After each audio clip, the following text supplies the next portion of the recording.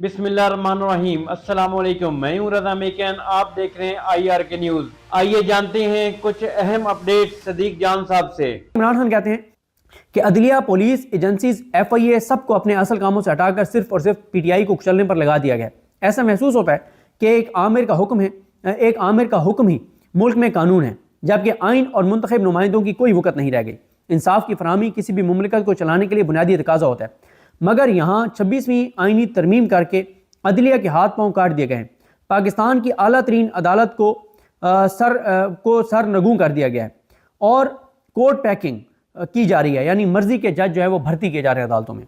सिर्फ मुझे सजा देने पर जजेस को नवाजा जा रहा है और मेरिट की धज्जियां बिखेरने पर इस्लामाबाद हाई कोर्ट में उनका तकर्रुर किया जा रहा है, बिल्कुल नामजद किया गया। शाहरुख अर्जुमान जो तोशाखाना 2 सुन रहा है, जो इद्दत केस से भाग गया था फैसला सुनाने से, उसका नाम हुमायूं दिलावर, जिसने इमरान खान को सजा दी थी 5 अगस्त को, और इमरान खान मौजूद भी नहीं थे, और जिस तरह से इमरान खान को गिरफ्तार किया गया।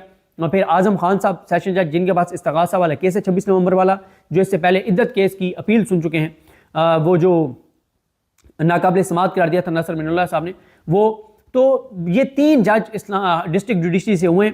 चौथे वो बाद में मंसूर अली शाह साहब, और उन्होंने नाम दिया है जज जवाद अब्बास साहब का, राजा जवाद अब्बास साहब का। इन चारों में से अगर देखें तो वाहिद जो मेरिट के ऊपर नाम है वो राजा जवाद अब्बास का है, जो लाइक हैं, जो एक अच्छे जज हैं, जो ज़बरदस्त जज हैं, जो लाइक जज हैं, जिनको चीज़ों का पता है। लेकिन मुझे नहीं लगता कि उनको इस्लामाबाद हाई कोर्ट में लाया जाएगा। आपको पता है इसका क्राइटेरिया क्या है, कि उनको लाया जाएगा जो कि इमरान खान के ख़िलाफ़ सज़ाएँ सुनाने वाले हैं, 2 नंबर फैसले देने वाले हैं, जो इस्तेमाल होने वाले हैं, जो मानने वाले हैं, जो सर झुका के नौकरी करने वाले हैं। ये इस वक्त म्यार बन गया हमारी अदालतों में जजों की भर्ती का, और ये इस वक्त हमारे मुल्क के अंदर इदारों के साथ हो रहा है। इमरान खान कहते हैं कि काजी फाइज ईसा ने सुप्रीम कोर्ट में इंसाफ का बिल्कुल कत्लेआम करके रख दिया था, इसके बाद अदलिया से इंसाफ की तवक्को ख़त्म हो चुकी है।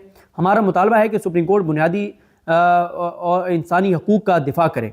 कौन? याही अफरीदी साहब। कौन याही अफरीदी साहब, जिनको नून लीग ने लगाया है वो? वाह खान साहब, आप भी बहुत सादा हैं।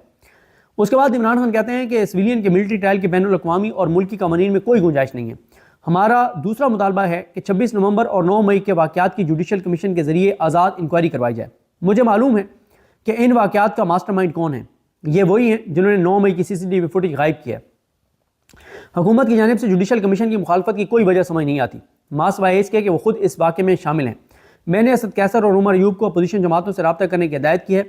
अपोजिशन जमातों से रब्ता करके उन्हें मुज़ाकराती अमल और हमारी सियासी पोजीशन से मुतल्लिक़ एतमाद में लिया जाए। फार्म 47 के तहत वजूद में आने वाली हुकूमत अवाम के दुखों का मुदावा नहीं कर सकती। पूरे पाकिस्तान में बलूचिस्तान मॉडल नाफिज कर दिया गया है। जब तक बलूचिस्तान में मुंतखब लोगों की हुकूमत नहीं आएगी, हालात पुरसकून नहीं होंगे। बलूचिस्तान में रियासती जुल्म काबिल मज़म्मत है। अवामी मसाइल का हल कभी भी बंदूक और फ़ौज नहीं होता। यही मामला अब बाकायदा बाकी मांदा मुल्क का भी है। मुझ पर दबाव डालने के लिए अलकादिर जैसे झूठे मुकदमात बनाए गए हैं। पाकिस्तान में जिन्होंने अरबों रुपए चोरी किए वही हुक्मरान बन गए हैं, सिर्फ इसीलिए कि उन्होंने डील की है। नवाज शरीफ के बेटे ने 9 अरब का फ्लैट मलिक रियाज को 18 अरब रुपए में बेचा। सवाल तो यह है कि नवाज शरीफ के बेटे के पास 9 अरब कहाँ से आए? पनामा में उनसे जो रसीदें मांगी गई वो आज तक नहीं दी गई। काजी फाइज ईसा के साथ मिलकर हुदैबिया पेपर मिल्स में अरबों रुपए की मनी लॉन्ड्रिंग माफ़ करवाई गई। नैब तरमीम बहाल करके काजी फाइज ईसा ने म्यूचुअल लीगल असिस्टेंस की कानूनी हैसियत को ख़त्म किया, क्योंकि खुद इसके बेनिफिशरी थे। काजी फाइज ईसा की लंदन में जो प्रॉपर्टीज़ हैं उसका उन्होंने हिसाब नहीं दिया। नवाज शरीफ के पास 9 अरब कहाँ से आया उसका भी हम हिसाब मांगते हैं। ये माफिया एक दूसरे की करप्शन बचाने के लिए हमेशा एक हो जाता है। यही पाकिस्तान के स्टेटस को और तहरीक इंसाफ में फ़र्क है। मुझे भी डील ऑफर हुई, मगर जब मैंने कोई चोरी नहीं की तो समझौता क्यों करूँ? मैं आखिरी दम तक डील नहीं करूँगा। इससे पहले इमरान खान साहब का एक और बयान, वो भी जल्दी जल्दी आपके सामने रख देता हूँ। इमरान खान साहब कहते हैं कि 13 जनवरी 2024 को PTI को अमलन ख़त्म करने की नीयत से इंतखाबी निशान से महरूम करने वाला काजी फाइज ईसा आज तारीख के कब्रिस्तान में दफन हो चुका है, जबकि PTI और इमरान खान अपने नज़रिए के साथ आज भी पूरे कद से खड़े हैं। बिलाशुबा झूठ और बददयानती की उम्र हमेशा थोड़ी होती है और सच हमेशा रहने वाला होता है। खान साहब को शायद ये नहीं पता कि हमारे दोस्त फ़हीम अख्तर मलिक का ट्वीट है कि वो मकरू इंसान, गलीज़ इंसान, खबीस इंसान, घटिया इंसान, नीच इंसान जो है वो फिर सुना है कि पाकिस्तान पहुंचा हुआ है, कहीं छुपा हुआ है, क्योंकि उसको शायद ये सिकंदर उस्मान राजा की तरह जगह लगाने लगे चीफ इलेक्शन कमिश्नर। ये भी इतलात हैं।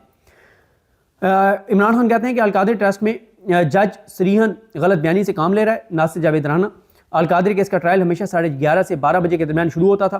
جس دن اس نے وہ فیصلہ سنانے کے لیے آیا اور وہ کیس مقرر تھا، مجھے 9 بجے اطلاع دی گئی کہ جج صاحب آ گئے ہیں۔ میری نقل و حرکت جیل تک محدود ہوتی ہے اور میرا قانونی حق تھا کہ میں وکلا کے ہمراہ عدالت میں پیش ہو سکتا، جن کو عدالت کی جانب سے 11 بجے کا وقت دیا گیا تھا۔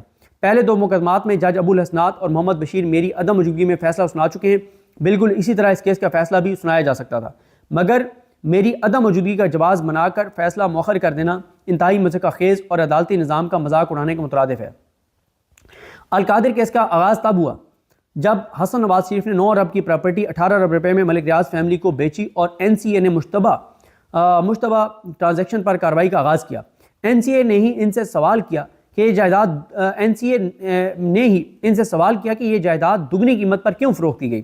سب سے پہلے تو نواز شریف اپنے بیٹے کا جواب دے کہ یہ 9 ارب روپے اضافی کس طرح ان کے بیٹے نے ملک ریاض سے حاصل کیا۔ جہاں تک ہمارے دور میں کابینہ کی اس حوالے سے ذمہ داری کا تعلق ہے تو یہ رقم براہ راست NCA نے ملک ریاض فیملی کے ذریعے پاکستان منتقل کی تھی، اور ہمارا فرض صرف مخفی رکھنے کے اس معاہدے کو برقرار رکھنا تھا، اور ہم نے پاکستان کے فائدے کے لیے منظوری دی، کیونکہ اس سے پہلے ایک ساتھ پاکستان میں اتنی رقم کبھی نہیں آئی تھی۔ یعنی عمران خان کہہ رہے ہیں کہ صرف ہم نے اس چیز کی منظوری دی کہ ملک ریاض اور NCA کے درمیان جو باہر معاہدہ ہے اس کو ہم جو ہے وہ خفیہ رکھیں گے۔ عمران خان کہتے ہیں کہ القادر ٹرسٹ کا اس رقم سے کوئی تعلق ہی نہیں، وہ ٹرسٹ اس وقت کی رقم کی آمد سے 1 سال قبل ہی قائم ہو چکا تھا، اور اس کا مقصد صرف اور صرف دور دراز کے طلبہ کو سیرت النبی صلی اللہ علیہ وآلہ وسلم کے ساتھ دنیاوی تعلیم دے کر ان کے لیے علم کی شمع روشن کرنا تھا۔ القادر ٹرسٹ سے مجھے یا بشرا بی بی کو 1 روپے کا بھی فائدہ نہیں ہے۔ یہ ٹرسٹ شوکت خانم اور نمل کی طرز پر ایک فلاحی ادارہ ہے۔ اس کو اگر بند بھی کر دیا جاتا ہے تو یہ رقم ان افراد کو واپس جائے گی جو اس کے ڈونرز ہیں۔ مجھے اس رقم سے کوئی فائدہ ہے نہ نقصان ہے۔ میں واضح کر دوں کہ میں کسی قسم کی ڈیل نہیں کروں گا، چاہے یہ جو بھی حربے استعمال کر لیں۔ میں کوئی نواز شریف ہوں؟ میں نواز شریف نہیں ہوں جس نے اپنے اربوں روپے، وہ نواز شریف ہے جس نے اپنی اربوں روپے کی کرپشن معاف کروائی۔ میرا جینا مرنا پاکستان میں ہے اور میں اپنی قوم کے لیے ہمیشہ کھڑا رہوں گا۔ پاکستان میں سیاسی قیدیوں سے بدترین سلوک جاری ہے۔ ملٹری تحویل میں ہمارے کارکنان کو سخت ذہنی اور جسمانی تشدد کا نشانہ بنایا گیا۔ میرے ساتھ بھی بدترین سلوک کیا گیا۔ سمیع وزیر سمیت دیگر کارکنوں پر بہیمانہ تشدد کیا گیا۔ ہم انسانی حقوق کی تنظیموں سے مطالبہ کرتے ہیں کہ پاکستان میں ہونے والے اس قانون اور انسانی حقوق کی پامالی پر ایکشن لیں۔ ہم اس حوالے سے supreme court, Lahore high court اور اسلام آباد ہائی کورٹ میں درخواست دے چکے ہیں، مگر کہیں ہماری سنوائی نہیں ہوئی۔ کیسے ہو سکتی ہے؟ لاہور ہائی کورٹ میں عالیہ نیلم صاحب ہیں، اسلام آباد ہائی کورٹ میں عامر فاروق صاحب ہیں، سپریم کورٹ میں یحییٰ افریدی صاحب ہیں اور امین الدین خان صاحب ہیں۔ عمران خان کہتے ہیں کہ ہمارے پاس بین الاقوامی فورمز پر آواز بلند کرنے کے سوا کوئی دوسرا راستہ موجود نہیں ہے۔ اس حوالے سے میں عالمی انسانی حقوق کے اداروں کو ایک خط بھی لکھوں گا تاکہ ان بے قصور شہریوں کی سنوائی ہو۔ میرا اوورسیز پاکستانیوں سے بھی مطالبہ ہے کہ اس حوالے سے اپنی آواز بلند کریں۔ ملک میں تحریک انصاف کو کچلتے پورے نظام کو ہی رون دیا گیا ہے۔ ملک میں معیشت کا حال بدترین ہے۔ بیرونی سرمایہ کاری تاریخ کی کم ترین سطح پر ہے۔ SIFC اور اڑان پروگرام بری طرح ناکام ہوئے ہیں۔ گروتھ ریٹ نہ بڑھنے سے ملک میں بے روزگاری میں اضافہ ہو رہا ہے۔ شاندار دماغ اور سرمایہ ملک سے تیزی سے باہر جا رہا ہے کیونکہ کسی کو اس ملک کے استحکام پر یقین نہیں آ رہا۔ پاکستانی کمپنیاں اپنا کاروبار دبئی منتقل کر رہی ہیں۔ ایسے ملک میں کبھی معاشی استحکام آ ہی نہیں سکتا جہاں قانون کی حکمرانی نہ ہو۔ پاکستان معاشی بحران میں دب چکا ہے۔ جب تک عوامی اعتماد کی حامل حکومت نہ لائی گئی اس مسئلے کو کوئی حل نہیں کر سکتا۔ تو یہ عمران خان صاحب کا پیغام تھا۔ تو بہرحال جی خان صاحب ڈٹے ہوئے، کوئی ڈیل نہیں کر رہے، پیچھے نہیں ہٹ رہے اور سخت احکامات دے رہے ہیں۔ پارٹی کی باہر قیادت سے بھی ناراض ہیں اور ان کو سخت احکامات بھی دے رہے ہیں۔ 8 فروری کو یوم سیاہ قرار دیتے ہوئے احتجاج کی کال بھی دے چکے ہیں۔ تو خان صاحب تو بالکل پیچھے نہیں ہٹ رہے۔ تو ناظرین یہ تھی آج کی اہم اپڈیٹس جو آپ نے جانی صدیق جان کی زبانی۔ اسی کے ساتھ اپنے میزبان رضا میکن کو اجازت دیجیے۔ اللہ حافظ۔ پاکستان زندہ باد۔